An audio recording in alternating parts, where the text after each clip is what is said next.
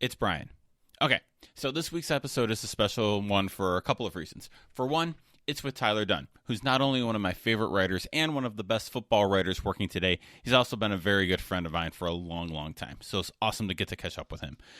It was also recorded as part of our first ever live event. So we recorded this episode last week at the Kendall School of Communication at St. Bonaventure University, where I work.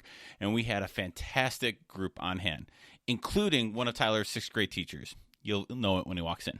Anyway, big thanks to Danny Bush for the technical assistance with this episode, to Aaron Schimble, the Jandoli School, and the Endowment for Excellence in Business Journalism for supporting the event, and for everyone who came out to the event. We're hoping to do more of these in the future, and we'll hope you'll be able to attend.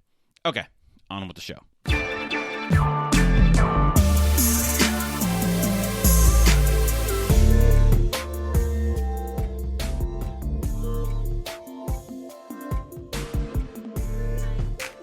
Welcome, everyone. This is The Other 51. I'm Brian, and joined today by a non-St. Bonaventure graduate at St. Bonaventure University, but we won't hold that too much against him.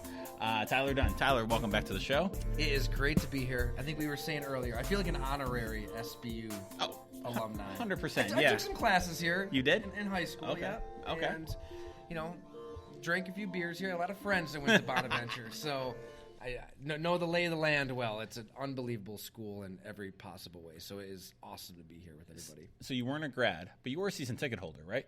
Yes. Okay. Yeah. Back to the mid-'90s. So we're talking Shandu McNeil, Rashawn Palmer.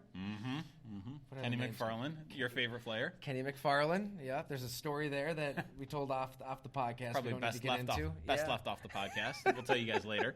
But yeah, it was the Riley Center, man. There's nothing like it. In all sports, I think, growing up, I mean, we came to all those games and we knew it was nuts. But then really when you even go to other college, I mean, I went to Syracuse and the Dome is wild, right? The Syracuse, big time D1 basketball.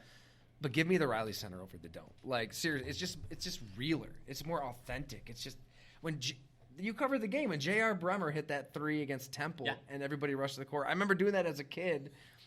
It was awesome. So I just think that the small town nature of Olean, of Allegheny with the team, it's rare. So you're a gold uniform guy, right? So remember those gold uniforms? That's right. So you guys have to. This will show up like on 70 Sports or Throwback. The Bonaventure back in the mid '90s, like for a year or two, had alternate uniforms, and they were gold with like white and brown swirl. I'm not doing them justice, but they were like a yellowish gold uniform, which was Aaron, you're right on that.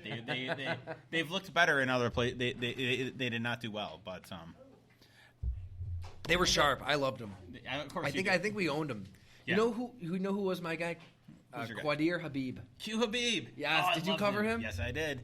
So after the games, me and my brother would hang out on the court. Like, that's what was great about Bonda games. Like, you could just hang out. Our dad would go up with Jim Barron and hang out at the Hall of Fame, and we'd be down on the court just throwing alley oops to Qadir Habib. He was just such a great guy. He was one of the Qadir Habib. He was a forward. He came from Buffalo.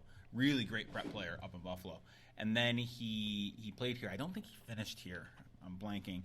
I think he transferred, but just a real good dude, salt of the earth guy, really, really great guy. Yeah.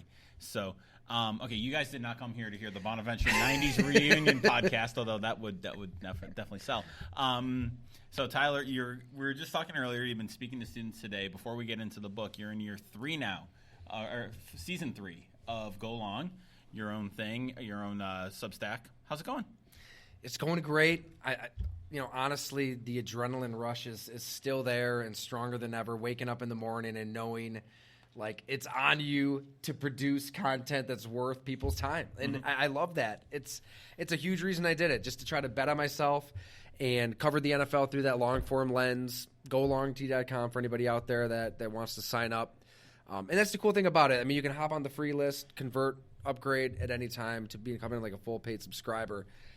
But it's great. It's just, it's comforting to know people still want to read long form. And that was the huge unknown with branching off, doing my own thing, is with everything free, with everything at the tip of our finger, us all kind of just mindlessly scrolling through social media apps nonstop.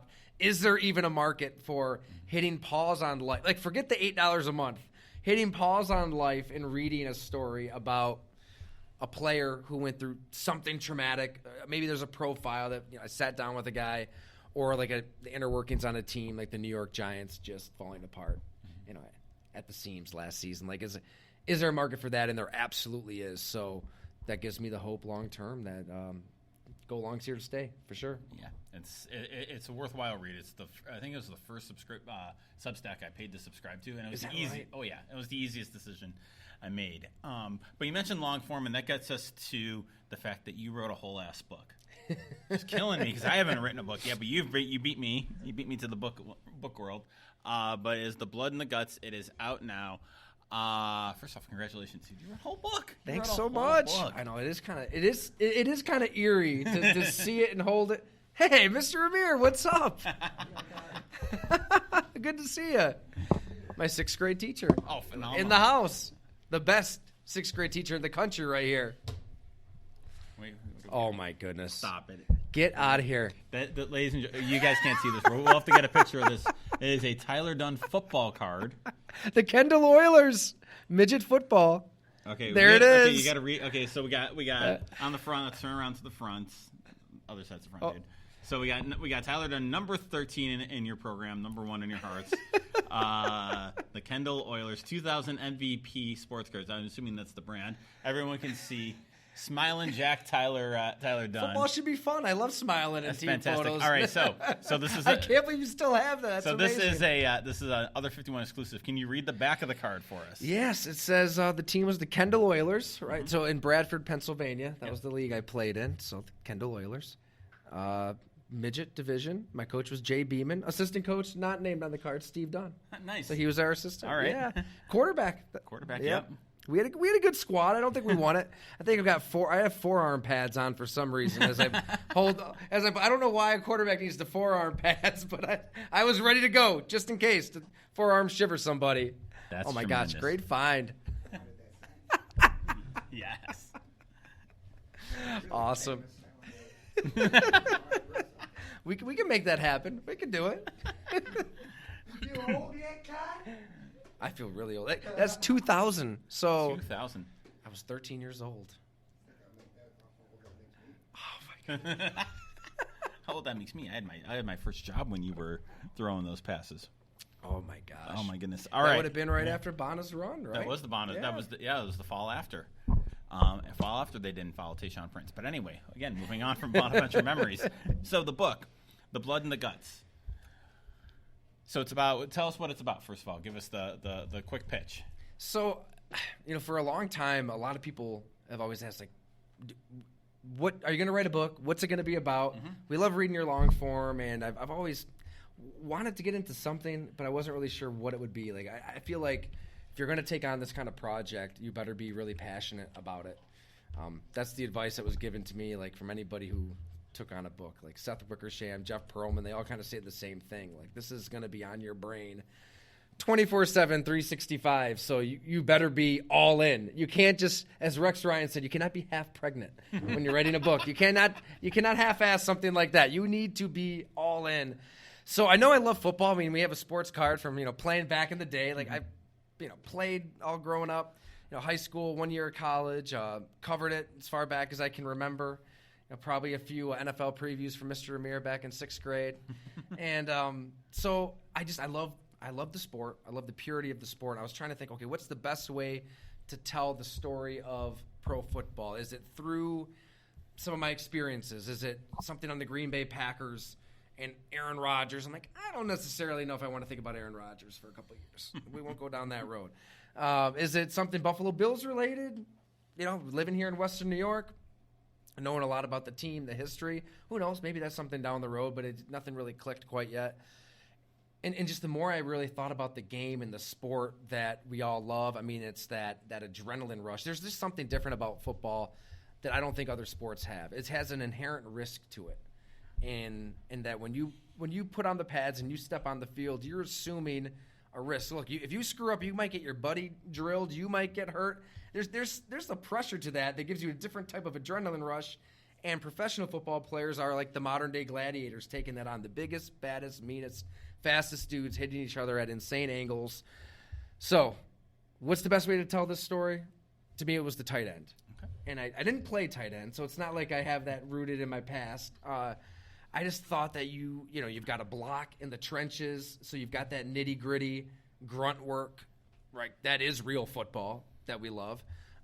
But you also have that pressure that comes with needing to catch a ball on 3rd and 8 with 80,000 screaming fans, millions of people watching at home. Like, there is a lot of glory involved with the position too, and mental pressure, and a level of intelligence where you have to know everything on offense. I mean, next to the quarterback, I don't think anybody on the offensive side of the ball needs to know more than the tight end. That's why there's such good color commentators like Greg Olson and Tony Gonzalez and Mike Ditka, and they all get into it because they can explain the game in a digestible way. So that's how it started, Brian. Like, okay, I'm just going to throw myself into it and just see where it goes. Like how the tight end, why the tight end is real football, and then it became why the tight end is saving football, and this is where we may disagree. I feel like the sport needs to be saved. I watch a game and I see the flags, I see the fines, it's overly sanitized, it drives me nuts. I feel like my grandfather. I want to take the remote and just chuck it through the TV sometimes. And it's just like, I feel like the NFL is searching for this middle ground that doesn't exist. Like, you can't live in the octagon and live in the safe space. You've got to accept the fact that you can make it safer. I don't think football will ever be safe. And that's okay. It's not for everybody, and that's okay. And I feel like the NFL is just trying to convince everybody it's safe. So you get to the point where Grady Jarrett is tackling Tom Brady. And, I mean, what is wrong with that play? There's nothing wrong with that. And we kind of forget about it, right? By Tuesday, we're all setting our fantasy football lineups, and the NFL knows we're going to move on to the next shiny object. All right, they're going to forget about that insane call that's changing the game because our attention spans are like squirrels in 2022. But it just goes into the ether, and it stays there. And it gets a little softer and softer and softer, and that definitely was sprinkled into the thought process for this book too. Is like what's going to save that real football that we love so much, and it's that position, that player that does it.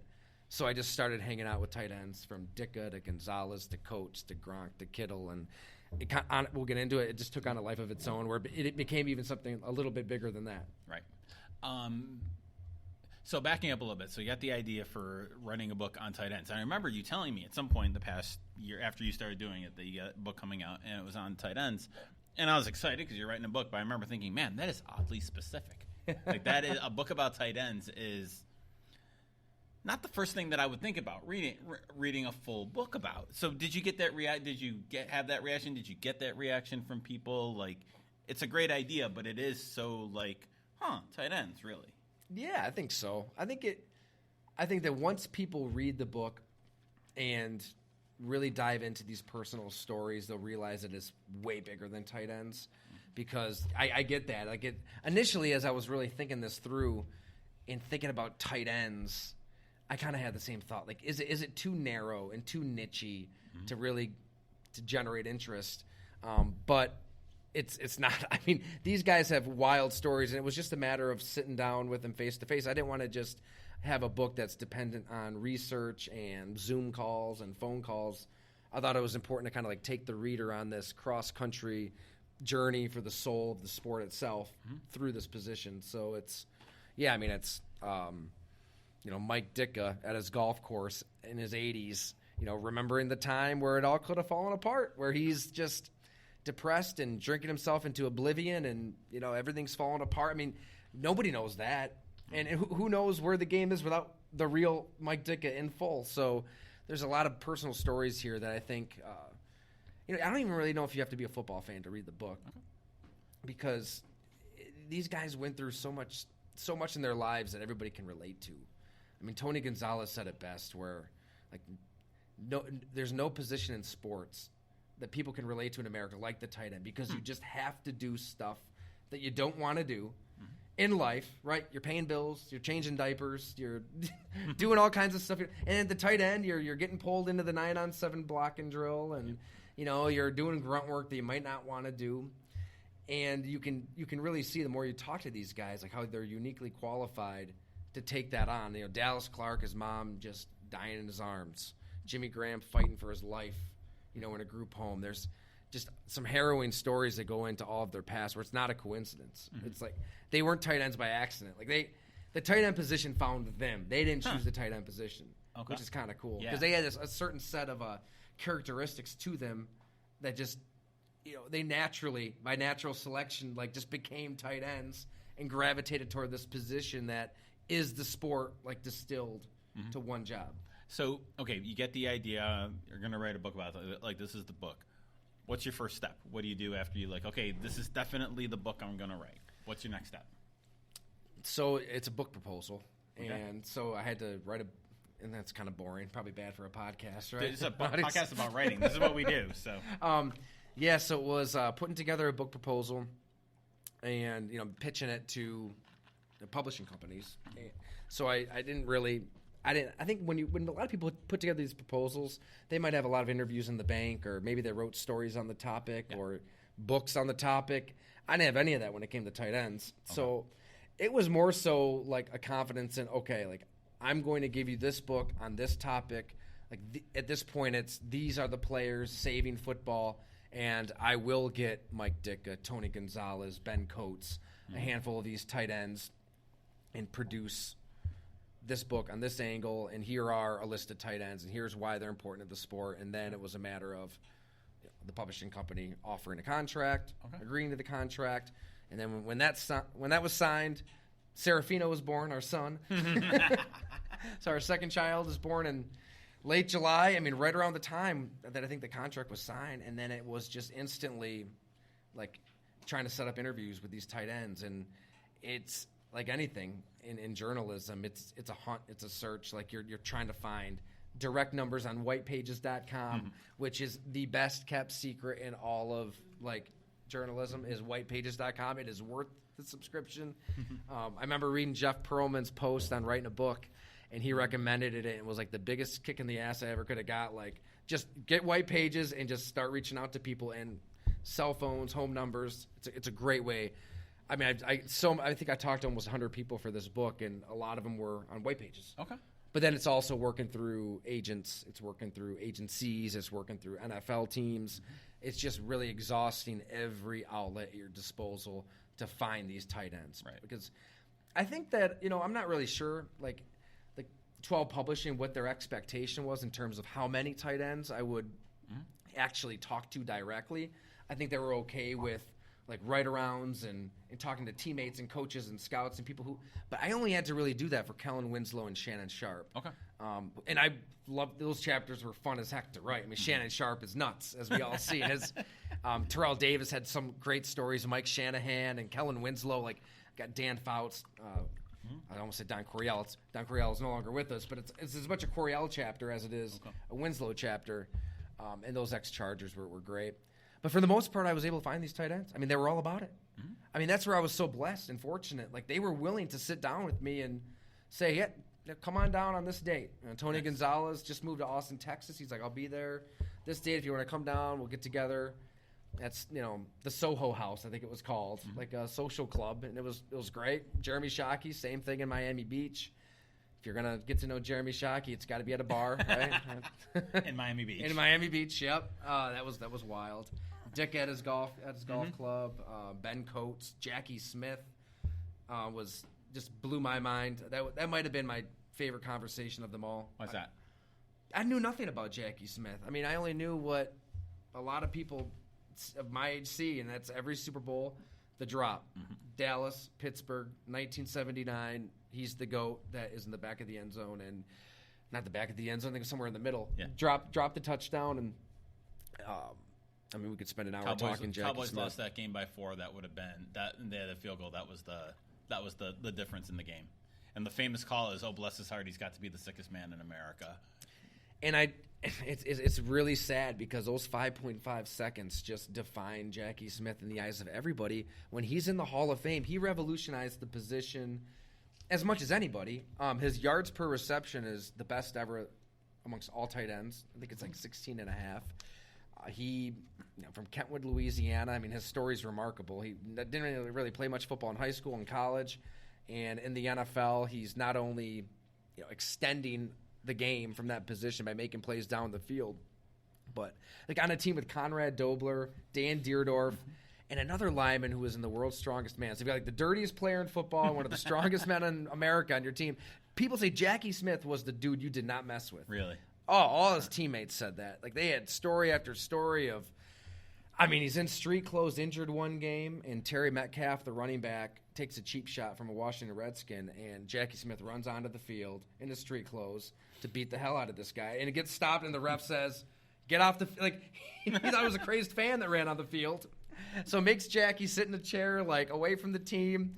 Fast forward, Jackie Smith is visiting his mom in Jackson, Mississippi, and his mom says, Jackie, there's a player for the Washington Redskins that just moved into the area. He wants to see you. So he's thinking, oh, my God, like Jesus Christ himself has delivered me my revenge.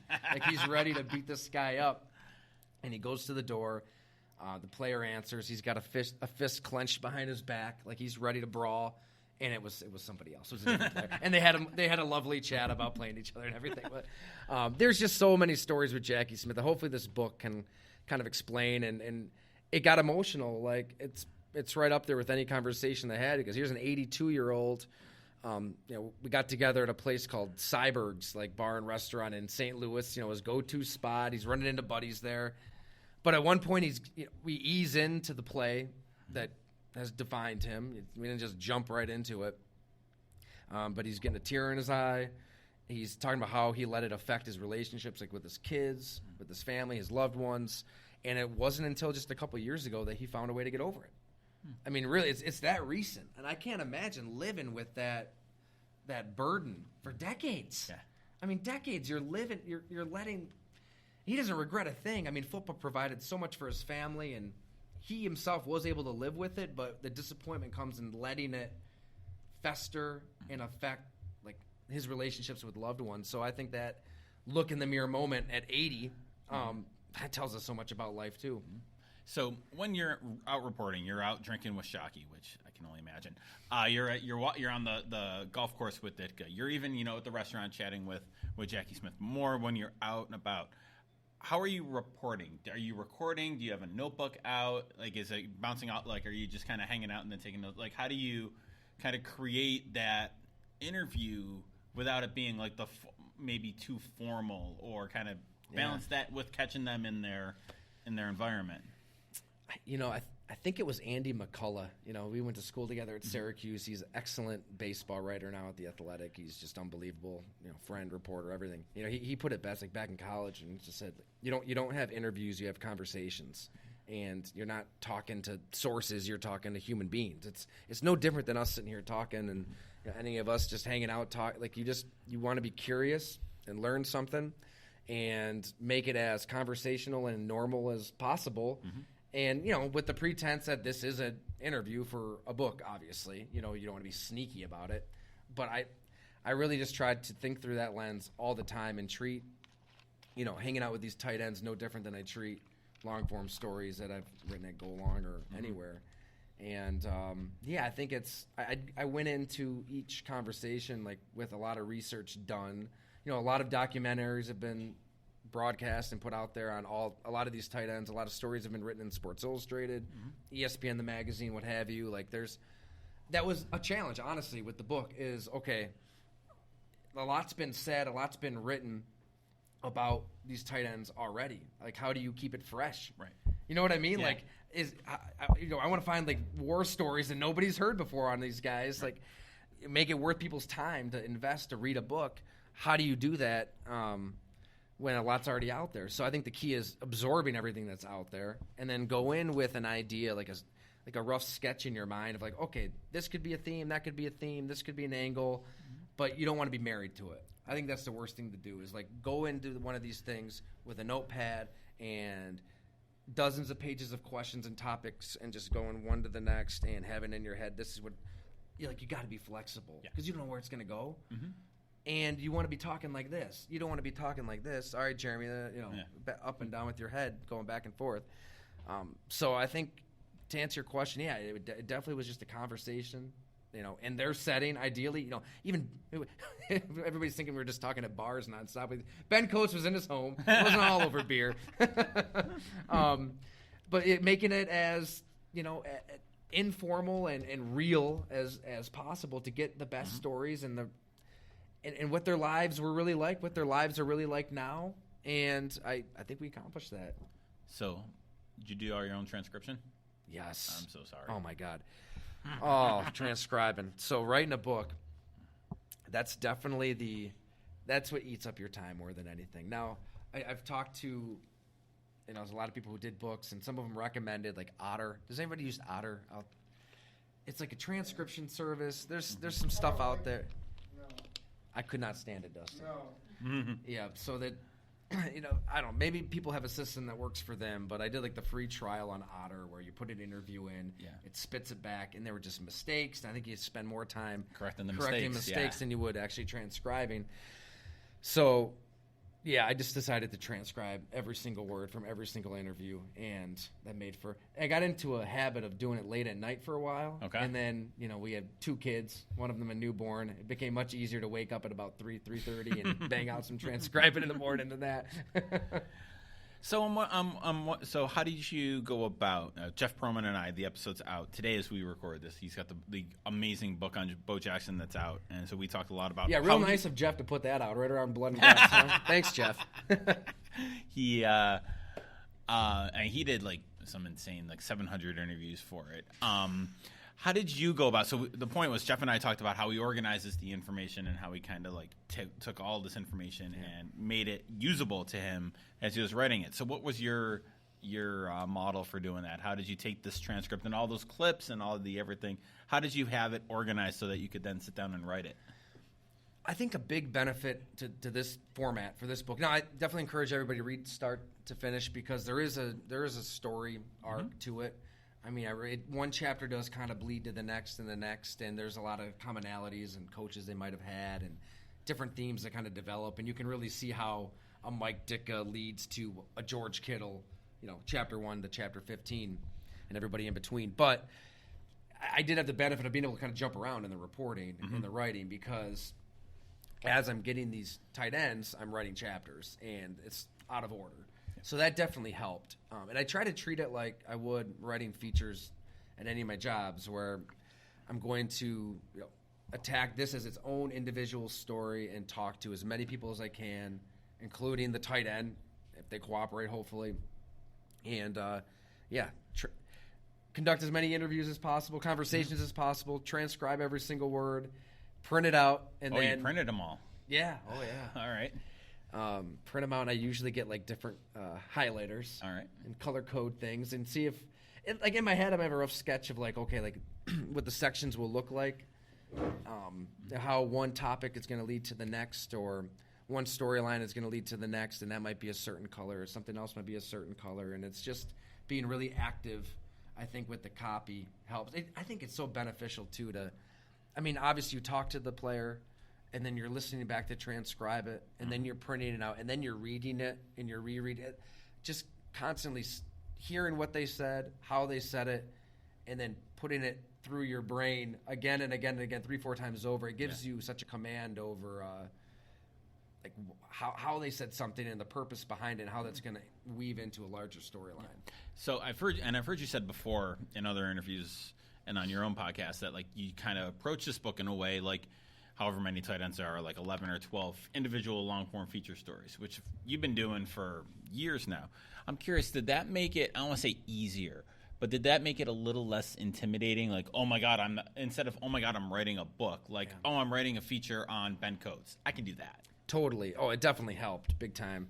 I knew they'd have to, fit together, and you've got to have a book. Yeah. It can't just be, 4 or 5 guys, and that's a wrap. So there were some stressful moments, especially when you're, banging at a door and nobody's answering and you're trying to get somebody. And a lot of stuff did kind of work out toward the end of it. I had my manuscript due in early March, and I was able to get an extension to early April, if I have that right. So thank you to Publishing and Sean Desmond, the best publisher out there. Definitely needed that extra month because – George Kittle, I got right at the end. Okay. He wanted to get through his season and didn't really want to talk, until it was wrapped up. And thankfully, he was all about it then. I want to say Jimmy Graham, Jackie Smith, Dallas Clark. There were some really important tight ends that I got kind of on the back end of it. Okay. Where I was able to work on chapters, work on the writing. To be honest, though, I didn't start writing nearly early as I should have. Oh, really? No. Okay. I didn't. I started writing in like the weekend after Thanksgiving, I think. Okay. So if I did this over again, I would start writing a little sooner. But as you know, like when you're writing a story, you try to do as much reporting as you can before you even put pen to paper or start typing anything out. Right. Because you want to just like constantly ask questions and learn more and more and be curious about everything before you actually conceptualize it all into a story. So yeah, it was a little stressful toward the end. Honestly, I'm not gonna lie. Like even though with that extension, you've got to like put stuff together pretty quick.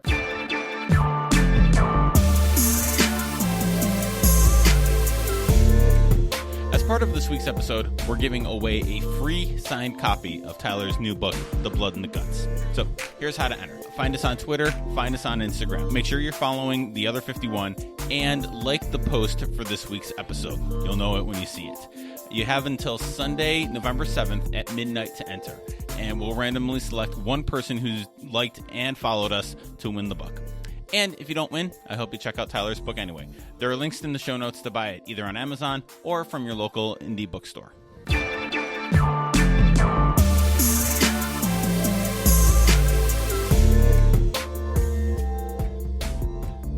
Along with writing a book, you're covering the NFL. This is during the NFL season that you're doing a lot of this reporting, so you're doing stuff for Go Long. You've mentioned you have two toddlers. You have a newborn and a toddler running around. Did you sleep in the past year? Probably not. But well, you need to have an unbelievable wife. That's not my wife. That's my friend's wife. Sorry, Darla. I'm pointing emotion toward Darla. Went to high school with Cash. Nice.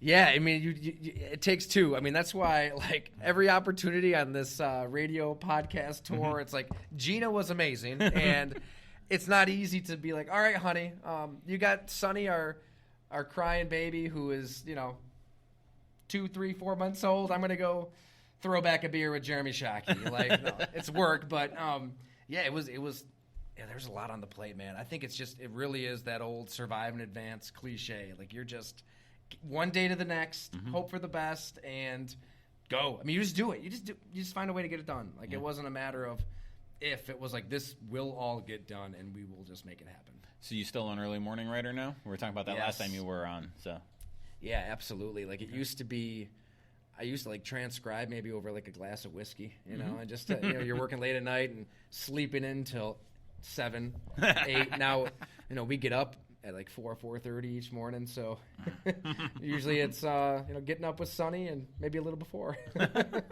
Getting up with Sonny in the sun. Yeah, exactly. The sun doesn't come up for another 3 hours, but. So you mentioned the kind of the balancing out that kind of individual feature story on each tight end chapter versus the kind of like the connective tissue of the story. What kind of a challenge was that? You know what the thread is, the saving football and that. But how much of a challenge is that as a writer to work that in kind of more organically, so it's not feature story and then paragraph. This is how Jeremy Shockey is saving. You know what I mean? Like, to kind of make that common thread more organic and part of a book rather than just here's the stories and by the way, this is how they're connected. I think that it does help that all of these guys, like I said, the tight end position kind of chooses you because you are wired a certain way. Mm-hmm. Like Mike Ditka was that top of the food chain, apex predator. Like he will get revenge on you in every possible way. And Jeremy Shockey was the same way 40 years later. Mm-hmm. So I think that those stories around Mike Ditka are going to be pretty similar to the stories around a Jeremy Shockey and a Rob Gronkowski and a George Kittle, to where it's organic. It's like, we heard from all of our journalism professors, like, show, don't tell. Yeah. I mean, there's definitely moments in the book where I'm driving a point home, like with Rob Gronkowski in the early 2010s, and explaining why that era was so important. And this is where you're absolutely on board with me, Brian. The game's getting softer. It needed Rob Gronkowski to come through and remind everybody that they love the violence. Like, yeah, there's definitely points I think you kind of drive home a theme or like this is what this book is about. But for the most part, it's just it's just the crazy stories that kind of fit together, and individually, they all follow some really similar but different. I mean, gosh, I don't want to give away the whole book here, so thanks everybody for reading. But like Tony Gonzalez is wild in that, nobody forced him to play football. Like he just kind of did. He learned to love it himself. Like he was a bully. He was bullied when he was a kid, like just relentlessly bullied. He said, "Look, I was a pussy." In his words, he said, "I was a wimp in every possible way. Hated getting hit. His friends used to box with him and just beat him up." And he kind of compared it to the Norwegian way. If you watch that HBO Real Sports on Norway and how they came to dominate the Winter Olympics, they, as a country, like they put in this system where there's no scores even kept at games, like your first 13, 14 years of your life. There's no trophies handed out. Like if parents act up at games, like they're kicked out. They really wanted kids to learn to love a sport as opposed to being forced to play a sport. And then when you turn, I want to say 14 or 15, and you develop a love for a sport, that it becomes more serious. They surround you with nutritionists and the right coaching, and next thing you know, they're kicking everybody's butts in the Olympics. Right. And Tony Gonzalez says, that was my life. Like, nobody forced me to play football, but he grew to love it. It got to a point in the hit and drill where he's going toe-to-toe with the hardest hitter on the team.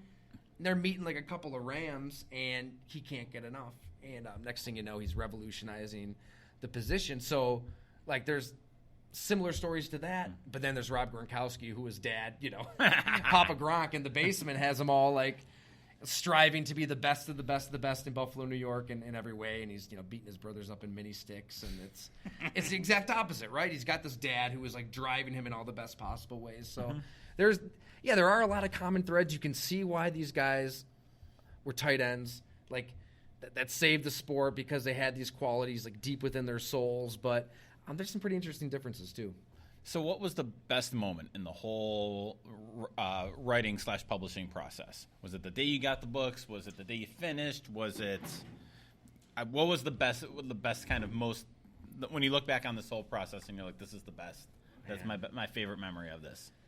Honestly, I really think it was the conversations with these guys. Like it is really cool to hold a book, and especially when you know that all the work that went into it, and some of those stressful nights and the hours and all the time that you poured into it.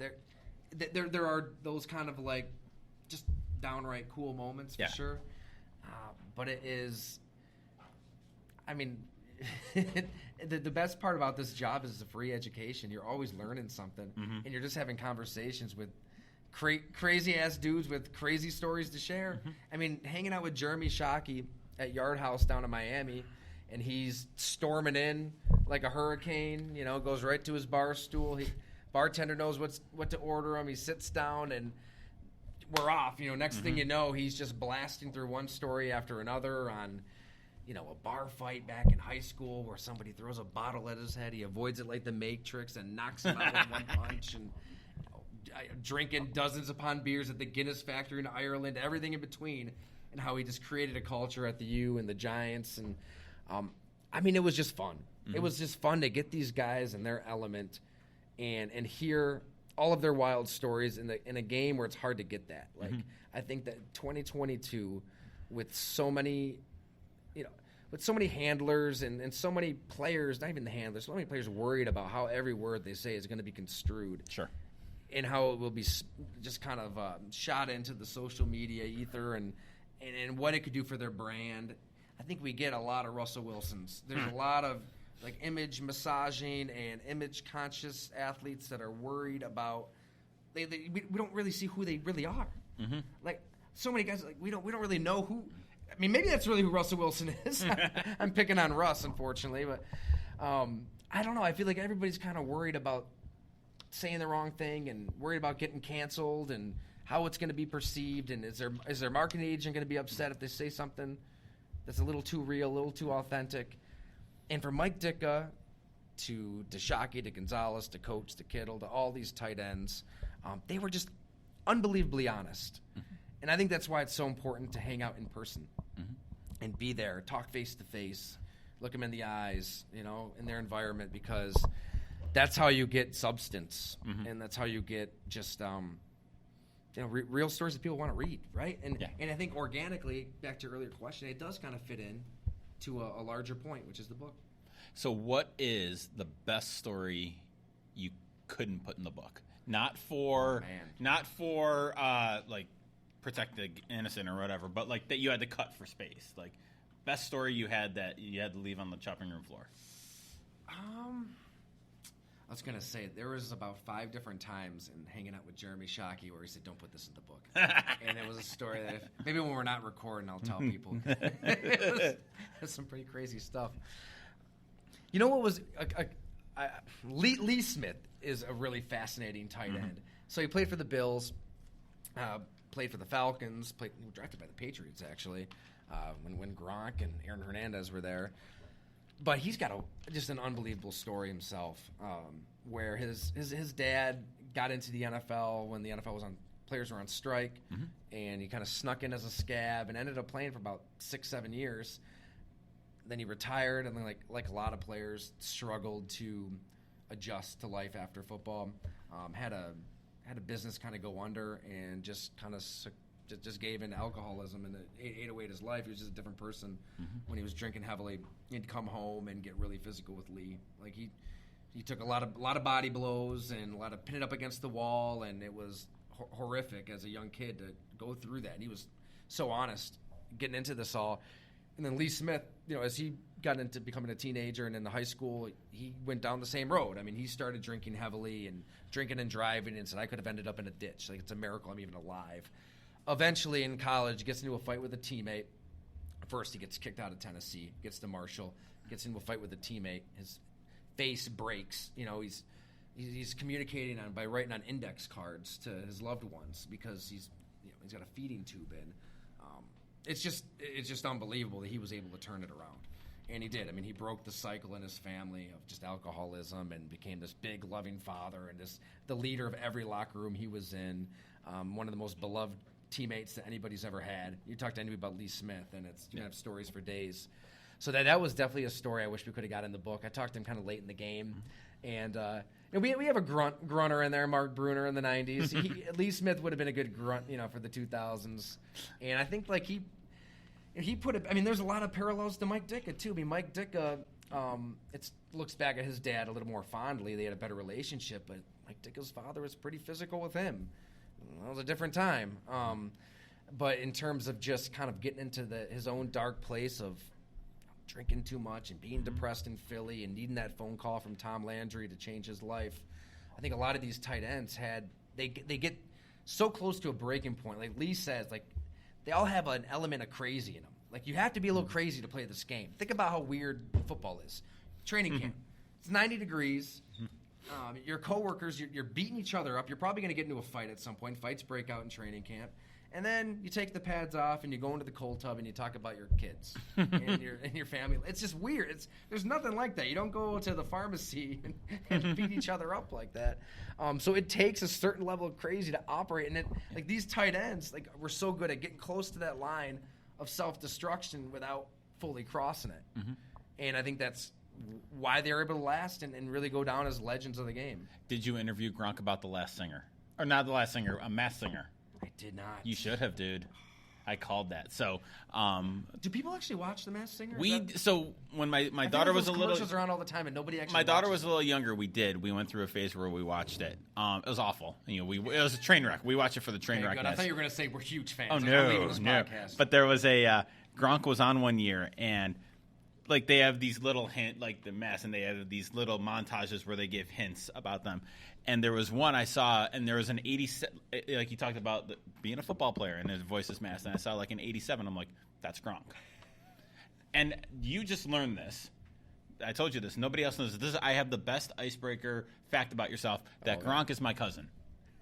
Legit, he is my great. We share. That goes back. We share a great grandfather. Because my grandmother was a Gronkowski. So we're third cousins. Never met him, but my family, the older members of my family, knew of Gordy, his dad, before the Gronks made the NFL. Gordy's story is pretty wild too. Oh, it's insane. Yeah. So anyway, Bummed about that, but yeah, I'm glad my cousin's in a book. I like it. Yeah. So, all right. So we have the traditional last question on this podcast, but we've got a room full of beautiful, smart people here at the Chandelier School at Bonaventure. So I want to open it up for questions. So just raise your hand or shout out questions that you have for Tyler about the book, about football, about the NFL. We'll open this up and make it open. So, yes. Dr. Paula, my dad was a football coach. My brothers all played football and stuff, and I teach coaching classes here. But when Grunk and Brady left to go to the Bucs, and now Grunk retired, but Brady stayed on, and things aren't going too well. In terms of one player being there for the other player, and it's really a partnership, do you think that without Grunk, there's not that magic to, the tight end, the famous tight end, and the famous quarterback? So just to repeat for listeners, the question is, with Gronk retiring and Brady coming back, is there something missing there, do you think, for Brady? Absolutely. I mean, that's a great point, because I think the relationships between the quarterbacks and the tight end, and that's like one of those subplots to the book, is such a special relationship. I mean, Drew Brees, the way he talked, or Drew Brees, Drew Brees and Jimmy Graham, but Drew Bledsoe, the way he would talk about Ben Coates, it's like, man, early in my career, I was looking for 87.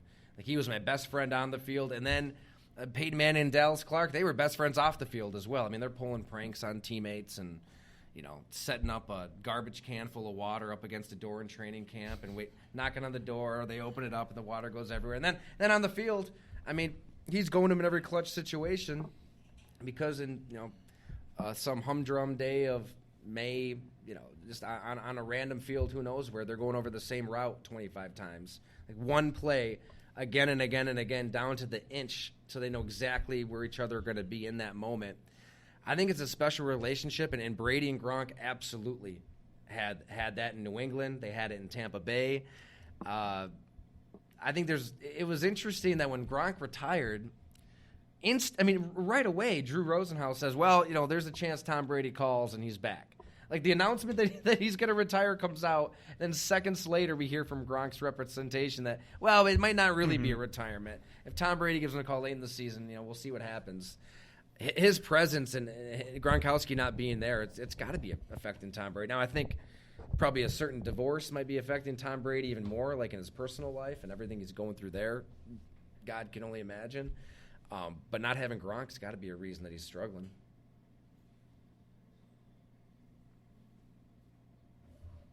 What else you guys want to know? I'll keep firing questions. All right, the tight end, since you're from Western New York, and Pop Warner.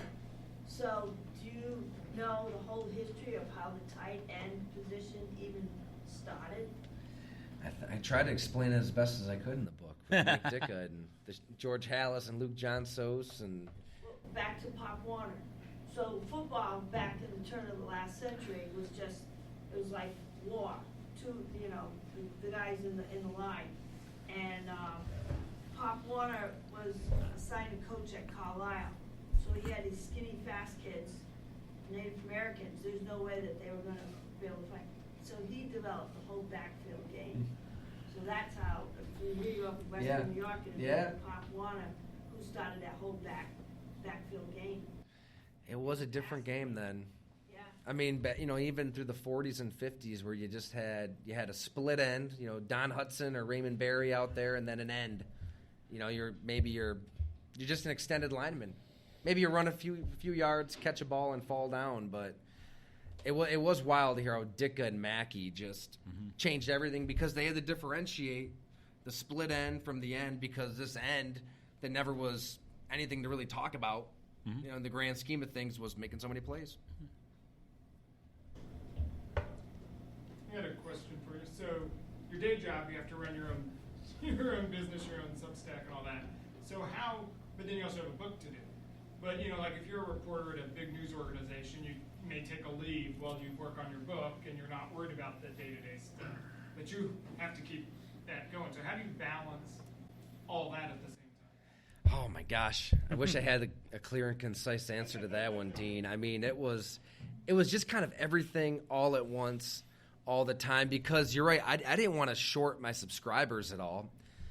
And sorry if I'm kind of cutting ahead. No, I know for the podcast. So just on like balance and work and the book and the day job and the family. Yeah, I didn't want to like short circuit and cheapen the go along product because that's still so new, and a lot of people are signing up. A lot of people are subscribing. So I still tried to travel around and do stories that were worth their time and their money on top of the tight end stuff. I mean, there might have been. I know when I saw Ben Coates in North Carolina, I rented a car and then drove down to Jacksonville and did a story on Laviska Shenault for the Jaguars. He has a pretty wild story. I mean, God, I'm getting off topic, but like when he was a kid, he was in the car with his parents, and his dad like got out of the car and was tragically hit and killed, and he saw it all as a kid. I just can't imagine how that affected him. But so I tried to like tie the two endeavors together once in a while if I could, in terms of like the reporting trips. But yeah, it was just meant for a lot more hours, honestly. There's no magic pill. It was just like a lot more early mornings and late nights and burning at both ends. And like I said, an amazing wife to kind of carry a lot at home with the kiddos. I'll throw one at you that you probably never heard before. So there's this guy from Western New York named Tyler Dunne. Covered the NFL, kind of made a name for himself. You got your own endeavor now. What do you want the name Tyler Dunne to mean to people, to football fans 10 years down the road? Oh, Dustin Green coming in hot. Man, Dustin. Honestly, I hope that when it comes to football fans reading the book or reading Go Long, I just hope that they know they're gonna learn something, and it's gonna be interesting. It's gonna be worth their time. It's gonna be different than everything they're inundated with on social media and most of media, where it's just I'm gonna tell a story in an old school way. But more than anything, I just want to be a good dad, good husband, raise a family. Mm-hmm. That means more than any of this other stuff. Well, you have a great family too, so I hope you out. Yeah. Now that you've already written a book, do you have plans for a second book, and if so, what would it be about? Gosh, that's a good question too. I'm not really sure what it's going to be. I definitely want to do another book. Being here in Western New York, there's got to be something Bills, right? I mean, we're going to see what happens this year, but some type of manifesto on the Bills could be worth the time, worth the deep dive. But I don't know. I haven't really taken it any farther than just random thoughts in the back of my head. So you're bouncing off of that. It's a great question. What lessons from this book are you going to take into book 2? I think budgeting time is really important, and you really have to kind of map. Not that it was rushed or hurried or anything, but I didn't know what I was getting into. Honestly, I've never written a book before in terms of like, all right, setting up the interviews, having the conversations, transcribing those conversations, and then, like we said, the whole process that goes into it. Like it takes a lot of time. It takes a lot of work. So I think just kind of knowing exactly what's coming in, like setting personal deadlines on top of the deadlines that you might have from a publisher definitely helps. Mm-hmm. And honestly, it's just being passionate about the topic. And I wasn't sure initially how into this I would be. Okay. Like to your point on like tight ends. When I was just kind of racking my brain around pure football, saving football, how best to tell that story in the book form. And when I initially came to tight ends, I wasn't as gung-ho about it day one as I was, day 100 and 200 after actually sitting down with Tony Gonzalez and Mike Dick and all these guys. So I kind of like eased into really being, oh my God, like I think we're onto something here. Like this is a book that people are going to actually want to read. We have something. So I kind of bet on myself in that regard and like, all right, these conversations are going to yield some results. But that's definitely will be on my head into any future project is making sure that you love it because it's on your head, it's on your brain all the time. Whether you want to separate or not, you really can't because it's always looming, right? Like that date is creeping closer and closer, and you want to produce something that, it's important for it to sell, and I hope people enjoy it and buy it and share it. But, like, you want to be proud of something. When you put so much time into it, like, you just want to be proud of it.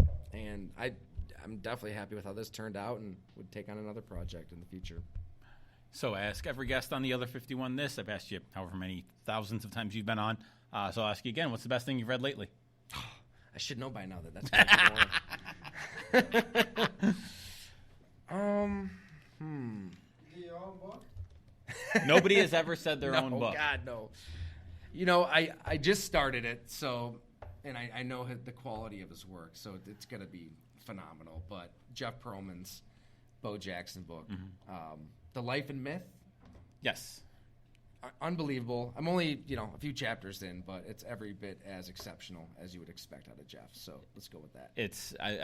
I'm with you on that. If you've read Jeff Pearlman stuff, you know how good he is, and it's the perfect match of subject for a biography and writer. And you can listen to my interview with Jeff that came out last week alongside this one. So, all right, people want their book signed, so we're going to shut up and let them get their books signed. So thank you to the Jandoli School for hosting us on our live event. It's thank awesome you guys to be for here. all coming out. And Ty, thanks again, man. Appreciate it. Thanks a lot, Brian. All right. Thanks, everybody, for coming.